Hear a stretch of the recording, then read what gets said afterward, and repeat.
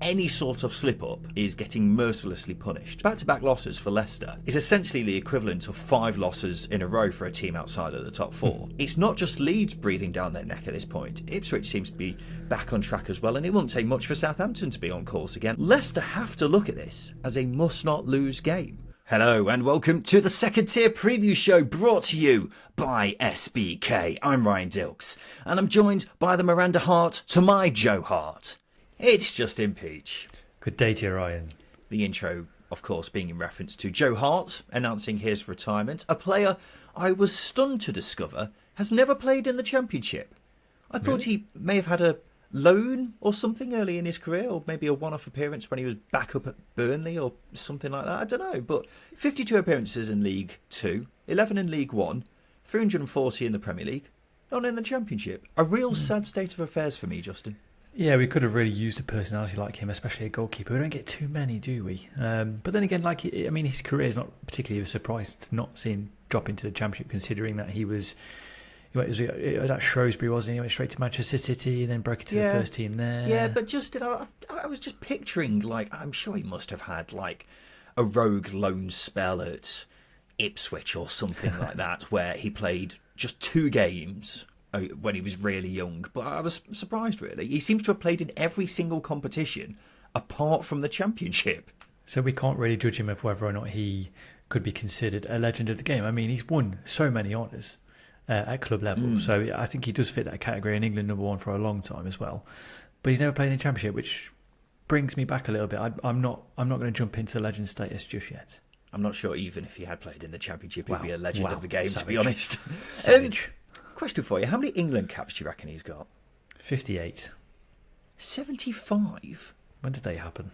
That's exactly what I thought. It felt like he was England's first choice, but he was only for about 5 years, so 75 caps seems to have come out of nowhere. Maybe he must have just added a few on when no one was looking. I mean, I'm not going to question his Wikipedia page. Anyway, welcome to the number 1 Championship podcast, the Second Tier. Thank you for joining us wherever you are. Yes, this is the preview show brought to you by SBK, and we'll be making our predictions for the weekend, and I'm bloody excited to do it. So we'll be talking about our game of the weekend.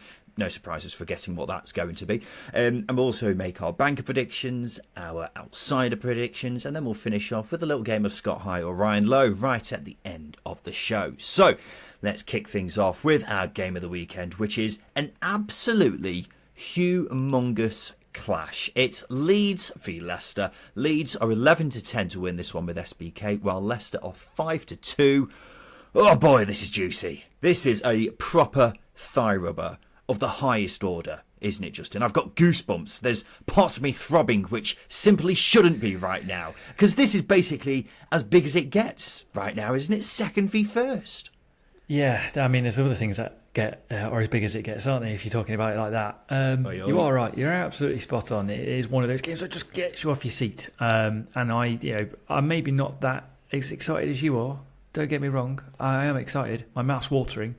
I'm dancing in my chair a little bit in trepidation, but there's no lust here, there's no enjoyment here. But it is a huge game, and it makes it more tasty because of how the Championship's setting itself up now, especially the title race. Obviously, Leicester having a little bit of a wobble. I say a little bit of a wobble. They lost the last game to Middlesbrough. Yeah, they've lost one game. But that is a weird thing for Leicester. You're right. In the context of this, it is a wobble, pretty much, isn't it? I think it's interesting, just in that these two were the pre-season favourites to win the Championship with SBK. Leicester were 4-1, Leeds 6-1.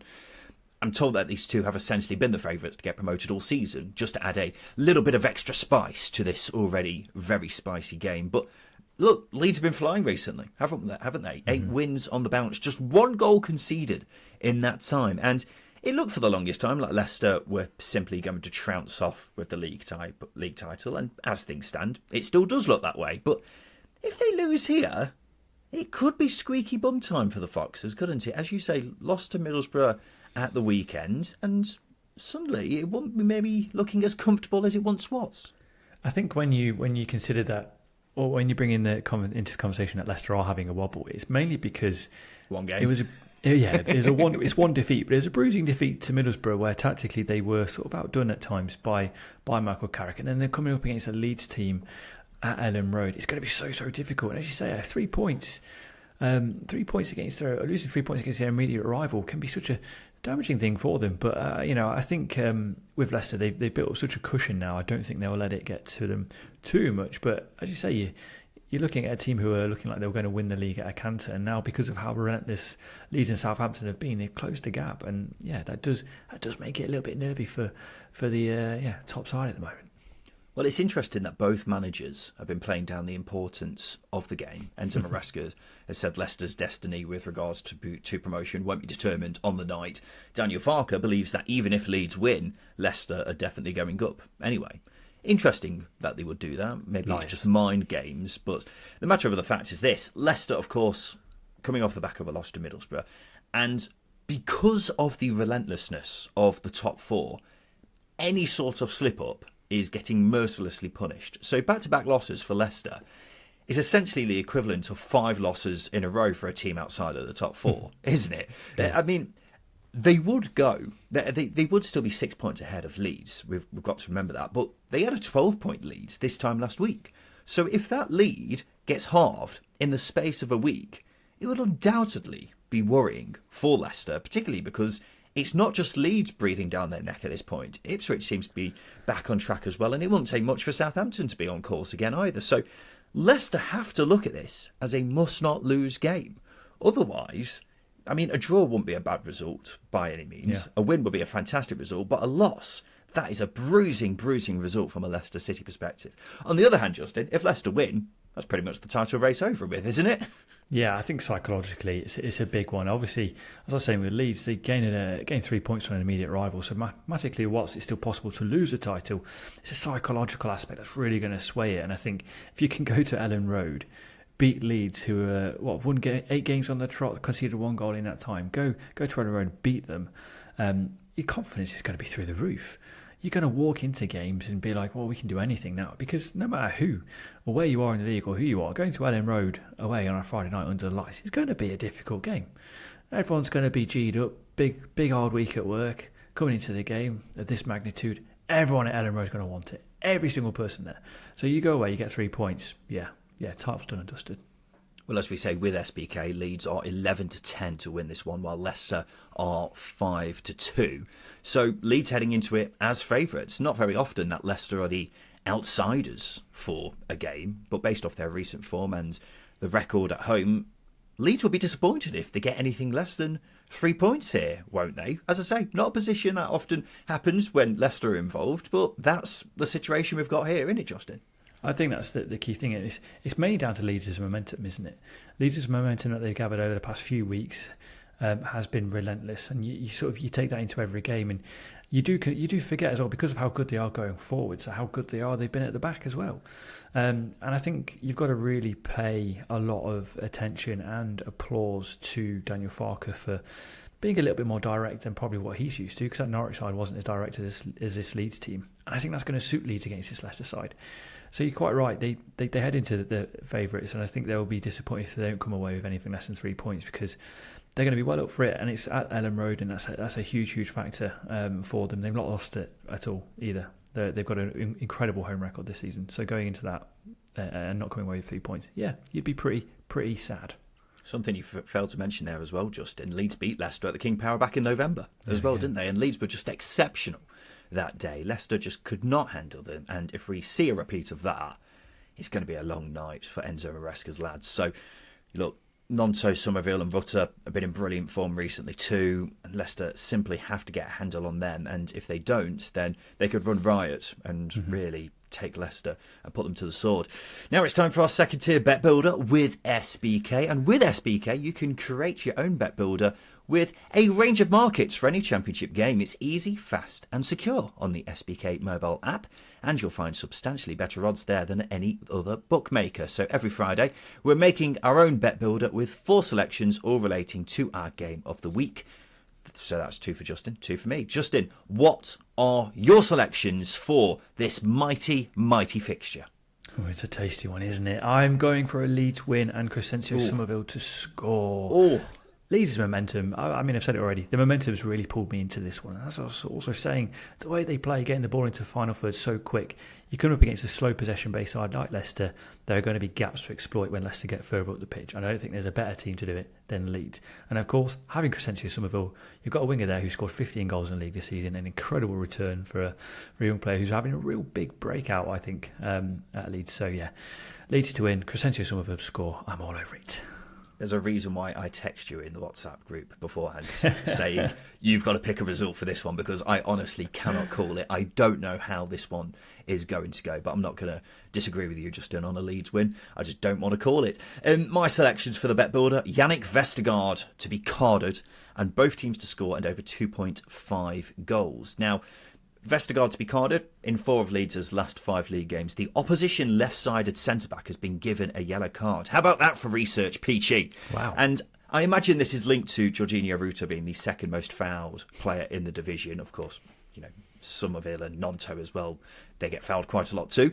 And Vestergaard could have a bit of trouble keeping a lid on those players, particularly Ruta, and he himself has collected 9 yellow cards this season. So that's why I've gone for the Vestergaard selection. Both teams scored over 2.5 goals. I mean, Leeds' defensive record has been unbelievable. Just 1 goal conceded in 8 league games. But that surely can't last forever, particularly against the top scorers in the league. So I think Leicester will get on the score sheet. And based off what this bet builder has just in, we've got Leeds to win. We obviously think it's going to be both teams scoring over 2.5 goals. So that's why I've gone for that. And a £10 bet builder with SBK on those selections returns £180. And with SBK, you can claim a 25% winnings boost on any bet builder for Leeds v Leicester. So that will take us up to £225. Minimum odds are 4-1 over 18s only. T's and T's apply. Please do gamble responsibly. That bet builder once again is Leeds to win, Somerville to score, Vestergaard to be carded, both teams to score and over 2.5 goals. A £10 bet on that returns 225 big ones thanks to SBK's 25% winnings boost. So let's have a look ahead to some of the other games in the Championship this weekend, and in each preview episode of the second tier, Justin and I will each pick a banker, a team we think is guaranteed to win this coming weekend, as well as an outsider, so someone we think is going to win but is bigger odds with our friends at SBK than their opponent. We're tracking how we do as the season goes on. It's 1 point for the correct banker, 2 points for an outsider. Whoever loses has to do a forfeit, which will be a coach trip from Sunderland to Plymouth and back for Justin Peach, while I'll be doing a vomit-inducing CrossFit workout for myself. However, the current scores are 36-23 to myself. I managed to once again increase my lead even further after my outsider of Birmingham to beat Sunderland came in last weekend. Justin had luck with his banker, but that was it. So time's running out, Justin. Time is certainly running out. Can you make any sort of gains this weekend? What's your banker, big boy? I've got no confidence in doing that, but why not? Let's go for it. I've got to do it because, we do it every week. My banker is Ipswich to beat Birmingham. Now, my thinking with this one is quite obvious. Ipswich's form over the past 4 games actually, it's been very, very good. They've turned a corner and they will win at all costs, as we saw against Rotherham. That relentlessness to go despite your setbacks is a very, very hard trait to get instilled into your team, especially at this point in the season when you've had 33 games in your legs. But for me, players are hitting form again. Wes Burns being one of them. He was brilliant against Rotherham. Kiefer Moore is another one who, let's all be honest, I have an unhealthy obsession with. So I'm always going to pick a team with Kiefer Moore in it. I mix that, I think, as well, a little bit of sadness. Mix that with Tony Mowbray not being in the dugout for Birmingham. That's going to have an impact not having your leader present as well. I think Mark Venus is more than capable, long time assistant to Tony Mowbray, but not having your leader there might have an impact on Birmingham as well. So, yeah, got me Ipswich to beat Birmingham. Yeah, it remains to be seen, doesn't it, how much of an impact Mowbray not being there will have an impact. Hopefully it's not anything too serious, because nobody wants to see that, do they? But, I mean, look at you, Justin. You had your big agenda against Ipswich. Now you can't stop picking them as your bankers. Shameless I need from points. I need points.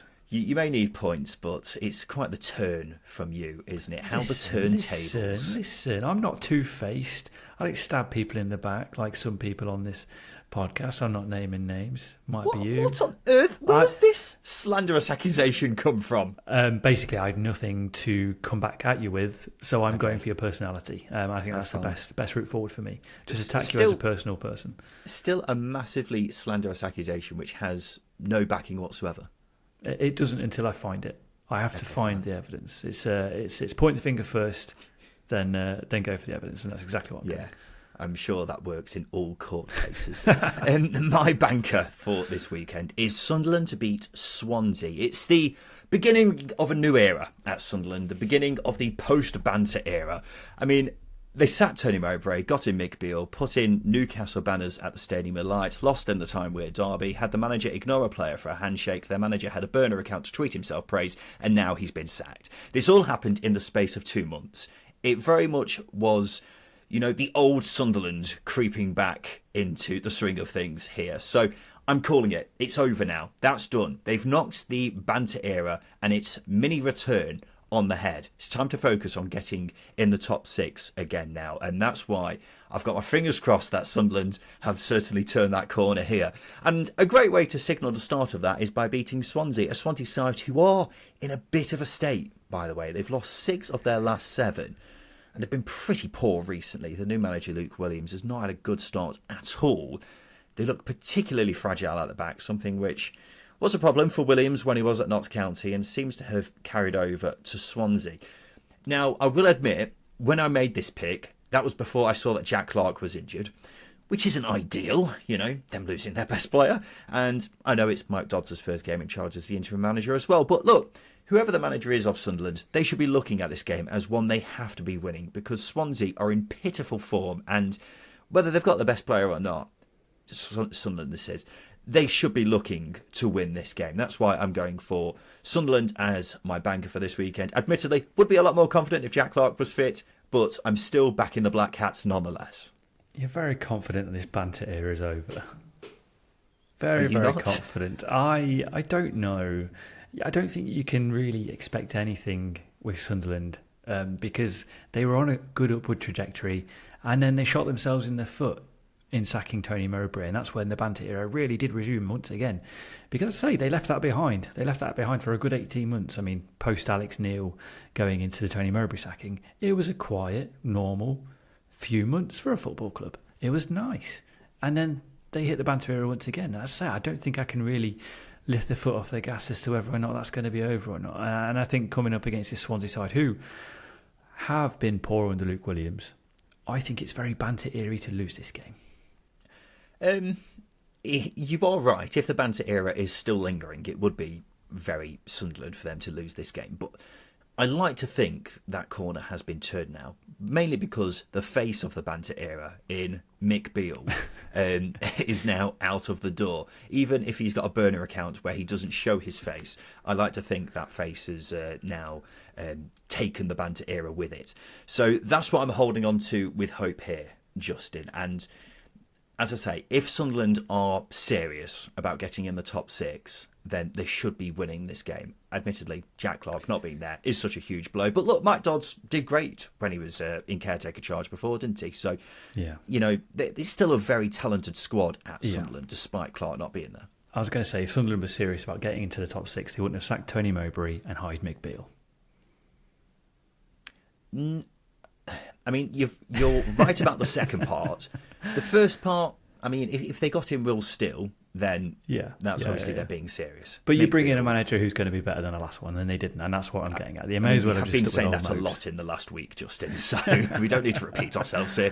So there are mine and Justin's 2 bankers for the weekend, and every week we combine these 2 selections with a bet on the full-time result of our game of the weekend to create our very own second-tier featured multiple with SBK. So this week we're going for Leeds, Ipswich and Sunderland, all to win. A £10 bet on that returns £55. And with SBK, you can create your own multiple with 3 or more bets on the full-time result of any game from across the Championship. T's and C's apply, over 18s only, and please do gamble responsibly. That again is Leeds, Ipswich and Sunderland, all to win. A £10 bet on that returns £55 with SBK. Justin, let's take a quick break. After that, we'll go through our outsiders for the weekend and finish off off with a little game of Scott High or Ryan Lowe.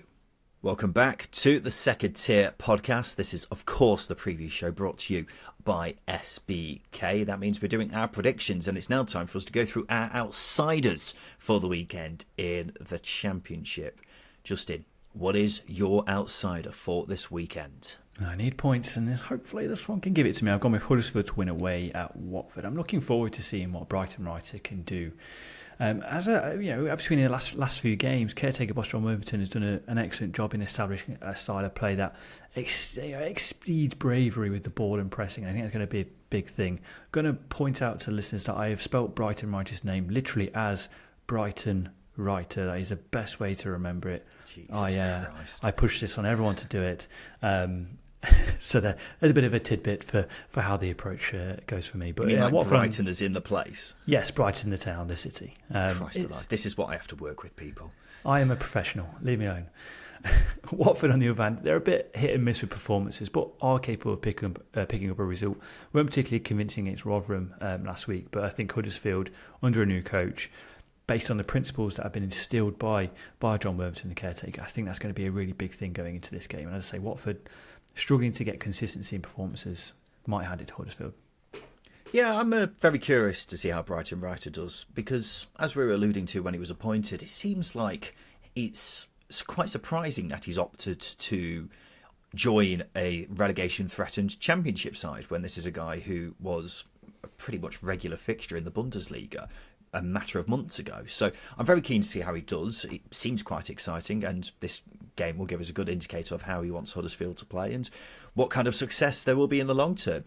I was surprised, though, that you went for this, Justin, because just at the weekend you were saying you thought Watford were the third most likely side to get into the playoffs. So curious that you've gone for them to lose at home to a relegation-threatened side. Yeah, curious, but I need points, right? And this was the best one I could come up with this weekend, all right? That's all I'm going for. This isn't a bias. I still think Watford have a good chance of getting to the top six, which is against a lot of Watford fans are saying, by the way. But I do believe in Valérien Ismaël and the squad. But it's not without knockbacks on the way. They're still going to come up against teams and going to drop points. I think Huddersfield are in a good spot at the moment, especially performance-wise. I think that's the key thing that they need to build upon is improve the performances, and the results will come, and we're seeing that. And I think results will come, and I think it's a good time to play against Watford, who haven't been particularly fantastic of late. Just to give you a bit more encouragement with this pick, Watford haven't won at home in the league since November. So it's a great chance for Brighton Writer to get a huge scalp in his first game in charge of the Terriers. One of the teams Huddersfield will be looking to overtake this weekend is Stoke. The big news coming out of there is that they've sacked technical director Ricky Martin, not that one. He joined in November 2022 and has had fingers pointed at him for the club's transfer business, as well as the appointment of Steven Schumacher, which obviously hasn't gone very well so far. But look, Justin, something has to change behind the scenes at Stoke, doesn't it? It's no surprise to see heads rolling, particularly with Martin. Yeah, you say not that one, in alluding to the pop star Ricky Martin, but it may as well have been. It may as well have been, because this guy was living a vida loca with his signings, wasn't he? He's overseen 24... Justin. I knew at some point you were going to drop in some sort of living la vida loca pun in there. You missed a great chance to say that he'll be livid he's leaving Stoker. I'm not that creative, especially it's one of the days that maybe you might be ahead of me. But going back to old Ricky, oversee 24 signings, which is a mad scramble, as opposed to rather than the careful, considered approach that maybe Stoke needed after gutting the club of its high-earning dross that they accumulated over the years. But it's hardly a surprise, once again, that the club have moved someone on who that is a manager and a technical director, rather than pointing the fingers at themselves, because the club is directionless. Yes, Ricky Martin was bad at his job. Yes, Alex Neil didn't do a good job. But it comes further up the table. Not the table, the hierarchy. The hierarchy needs to look at themselves. Can't sack themselves, but that's where they need to address things. Yeah, well, you're 100% right, Justin. You can go through all the managers that Stoke have done over the past God knows how long now, and when there hasn't been any serious change in direction, you've got to look elsewhere, and that's why you've got to look at the hierarchy. To be fair, Martin has only been there for, a year and a half, but in that time, he clearly hasn't done enough to turn things around. And I mean, the transfer business over the time that he's been there has been pretty farcical. I mean, how many players did they bring in the summer? How many did you just say? It was 24 under Ricky Martin, so that's 24 in 18 months that he's brought in. Yeah, 24 that he's brought in that time. And, I mean, how many of them have been successes? Not many. I mean, the summer that's just gone, it has just been pretty farcical, hasn't it? And, I mean, how many forwards did they sign as well? They seem to sign an infinite number of strikers, and they're one of the lowest scorers in the division, which, I mean, says a lot, doesn't it, really? But, yeah, Stoke need to try and bring in some new way of thinking, someone who actually has a plan in the long term, and Stoke just haven't seemed to have that, particularly under Martin, so I'm not surprised to see him go. John Walters has become the interim technical director. I mean, I always like seeing former players coming back into senior roles. I don't know how he'll do as a technical director, but, best of luck to you, Johnny Walters.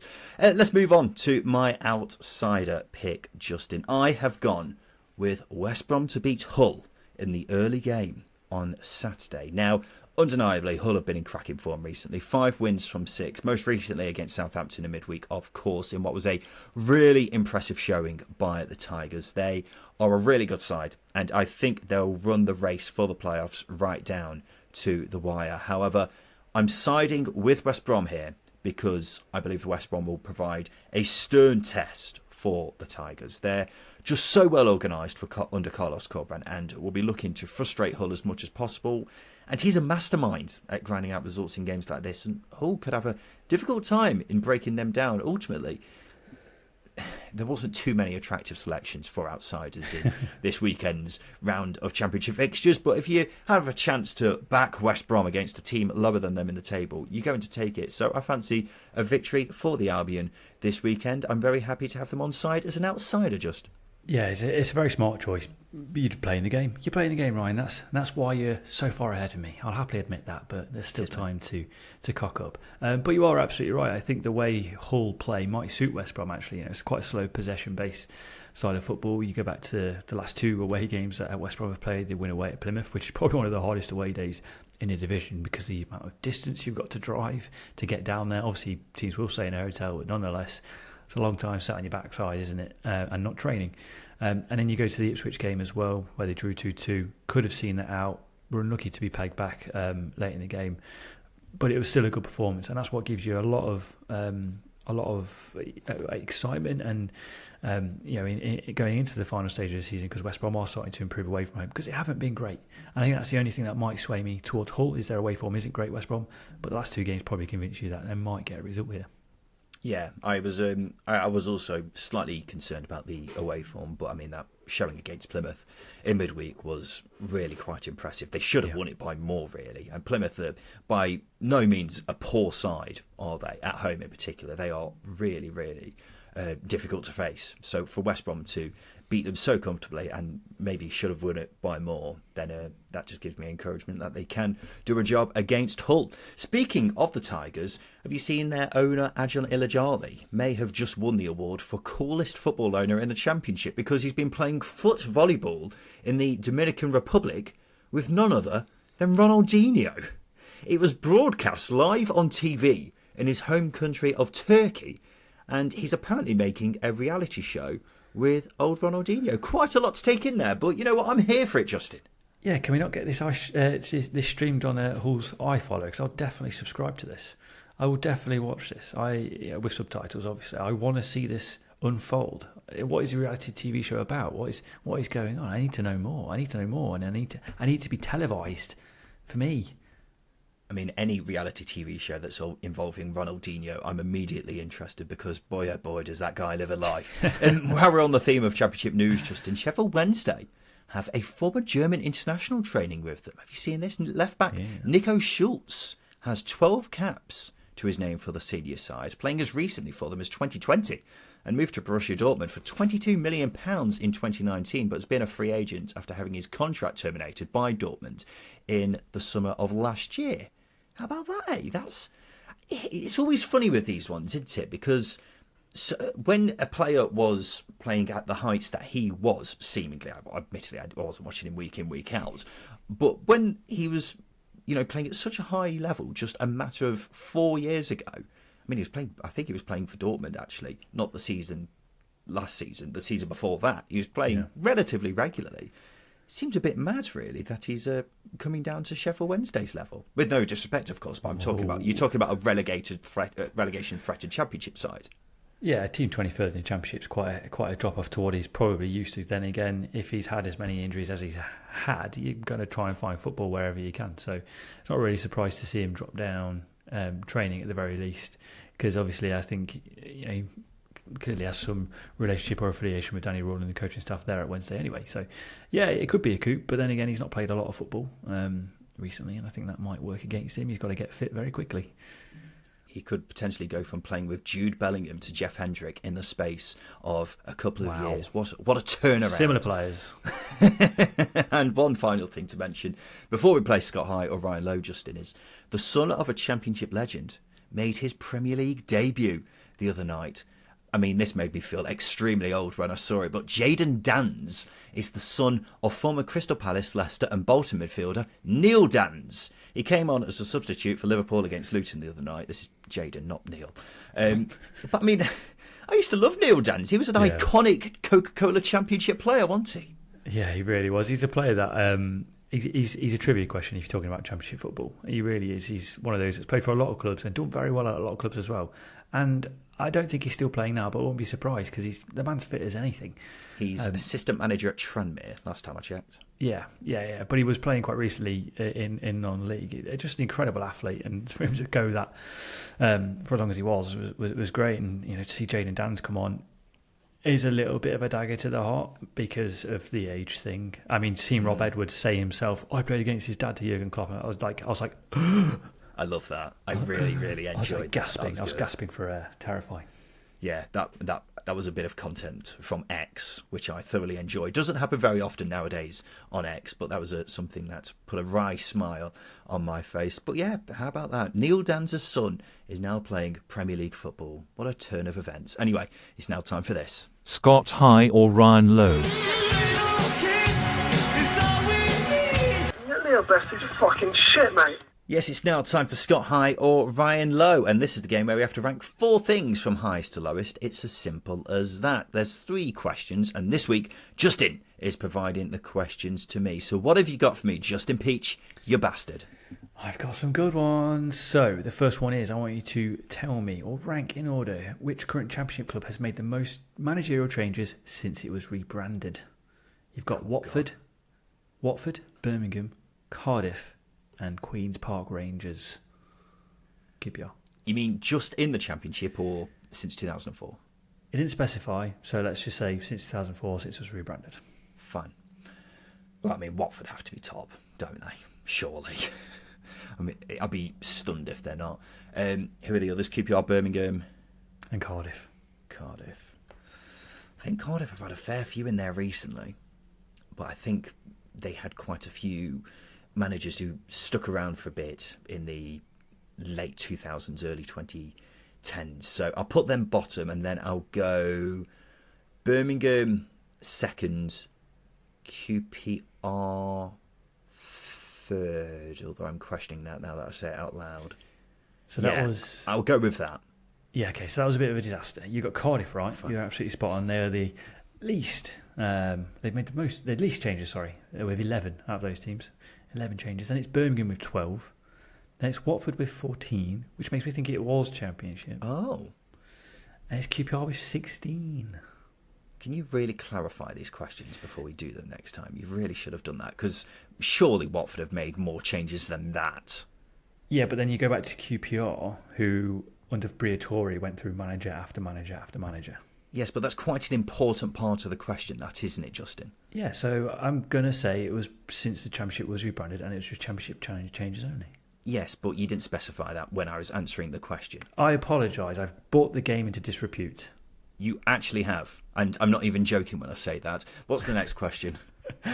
Neil Harris returned to the dugout at Millwall this week, obviously, again. His third club this season. So I want you to rank where his best spell came based on his win percentage. So obviously you've got Millwall, you've got Cambridge, Gillingham and Cardiff. He was at Cambridge for like 2 months. So it's based on his win percentage. Just give you an idea. I will be honest, I haven't been keeping track of how he was doing at Cambridge in the 2 months that he was there. It's bad research. Bad research. I mean, I'm a Championship podcaster, so that's the first point we're there. I mean, he was doing quite well at Gillingham before it all went a bit to shit. Although last season, actually, it was all going a bit to shit as well, wasn't it? So I think I'll put Gillingham bottom, then Millwall, then Cambridge, I guess, because I simply don't really have a clue how he was doing in that very short time at Cambridge. And then I'll put Cardiff top. Okay. I don't know why you put Millwall so low, but you've got... So you went with Gillingham bottom. Gillingham bottom, Millwall third bottom, then Cambridge, then Cardiff. Okay, that was a disaster once again. You got Gillingham right, they're bottom. 90 games in charge, 34% win percentage. Then Cambridge, 35% win percentage of 14 games in charge. Then Cardiff, 62 games in charge, 38% win percentage. Got them into the playoffs. Got to remember that. Sign of things to come from Millwall. The Millwall playoff charge is on as of now. And yeah, his best spell came at Millwall with 41% win percentage, 245 games in charge.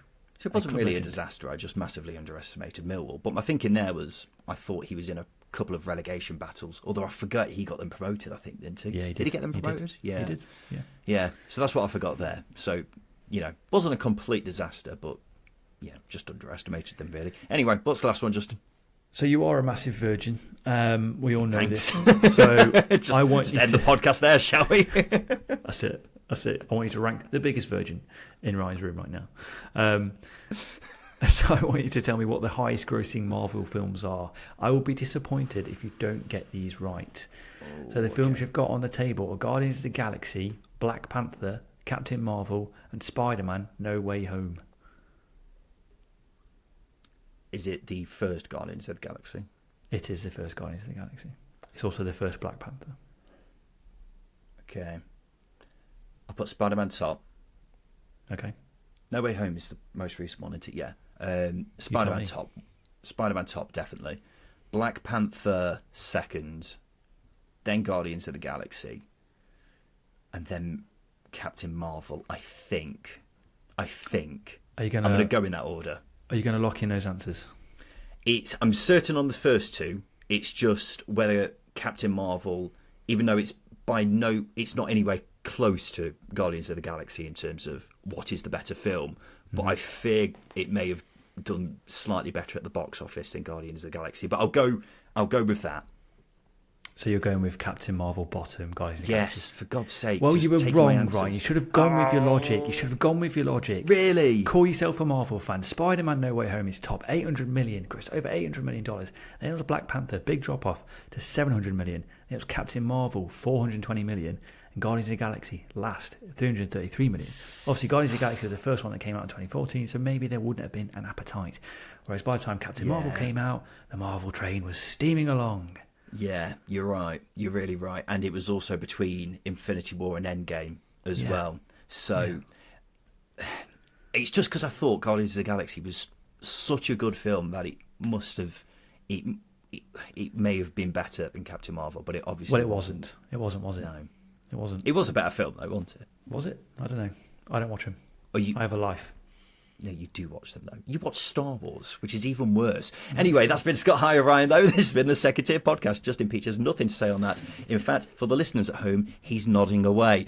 So this has been the Second Tier Podcast, and it's been the preview show brought to you by SBK. So look forward to the weekend. Hope everyone has a cracking weekend, and we look forward to speaking to you again on Sunday for a roundup of all the Championship games coming up this weekend. And we bloody look forward to seeing you then. This has been the Second Tier Podcast. I've been Ryan Dilks. I've been Justin Peach. And a big thank you for listening.